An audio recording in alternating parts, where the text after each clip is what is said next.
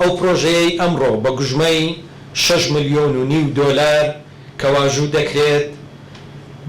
بڕی 4,750,000 دۆلاری بۆ پارێزگای سلێمانی دەبێت و بڕی 1,750,000 دۆلاری بۆ پارێزگای هەڵەبجە دەبێت و بریتی دەبێت لە نۆژەنکردنەوەی هێڵی سەرەکی گواستنەوەی ئاو لە تاسلوجە بۆ سلێمانی بە درێژایی 17 کیلۆمەتر، نۆژەنکردنەوەی تۆڕی ئاوی چەنگەڕەکێکی ناوشاری هەڵەبجە بە درێژایی 4 کیلۆمەتر و نیو، هەروەها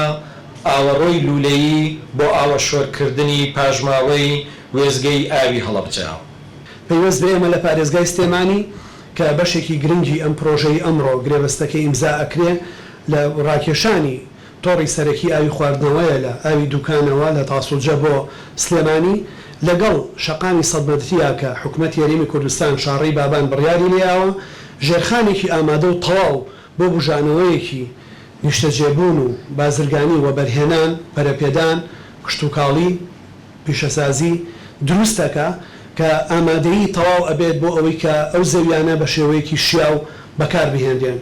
جگە لەوەی کە ئەتوانێت هەموو ئەو گوند و ئاوەدانیانی ئەکەوێتە سەر ئەو ڕێگایە بە درێژایی 17 کیلۆمەتر ئاوەدان بکاتەوە و تۆڕی ئاوی پاکیان پێ بگەێنێ و لۆد و گرفتێکی زۆری ئاو لەسەر شاری سلێمانی کەم بکاتەوە. جێخۆیەتی لەم سەرەتای ساڵەدا داوا لە بەڕێز سەرۆکی حکوومەتی هەرێمی کوردستان، بەڕێز جێگری سەرۆکی حکوومەتی کوردستان، بەڕێز وەزیری ئاوەدانکردنەوە، بەڕێزان لە ئەنجومەنی وەزیرانەکەین بە زووترین کات هەوڵ بدەن پرۆژەی پردی تۆقوت، جادەی تۆقوت، ڕێگای تۆقوت کە هەموو کارەکانی لە 90 زیاتری تەواو بۆ هەر ئیفتیتاحی ماوە بکرێتە